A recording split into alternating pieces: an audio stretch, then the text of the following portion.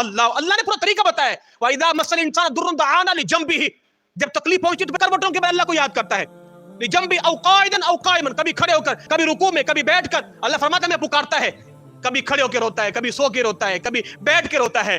جب تکلیف پہنچے اور جب تکلیف دور کر دے, پھر اللہ کیا فرماتا ہے, فَلَمَّا كَشَفْنَا عَنْهُ ضُرَّهُ مَرَّ كَأَن لَّمْ يَدْعُنَا إِلَىٰ ضُرٍّ مَّسَّهُ, پھر وہ ہمارے پاس سے یوں گزر جاتا ہے جیسے کبھی اس کو تکلیف پہنچی ہی نہیں تھی. وہ ہمارے پاس سے گزر کے یوں جاتا ہے. اس کا آپ کو دیکھنے کو پریکٹیکل ملے گا مسجد کے پاس نمازیوں کا, جس کو تکلیف ہو آئے گا, بیٹھے گا, روئے گا, نوافل پڑھے گا, مؤکدہ کیا غیر مؤکدہ بھی پڑھے گا.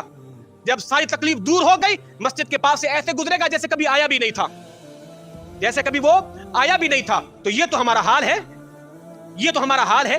اتنی بھی خود غرضی کوئی کرتا ہے اللہ سے؟ اللہ اکبر.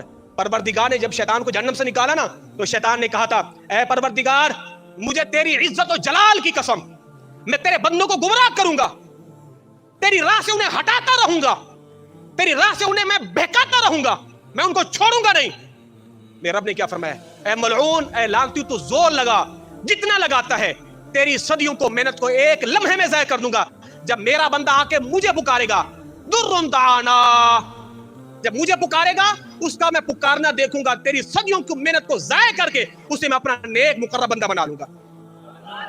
تضرعا و خفیہ, اللہ فرماتا ہے اللہ کو پکارو, اعلانیہ بھی پکارو, دل میں بھی پکارو, وہ سنتا ہے تمہاری آوازوں کو. پکارو.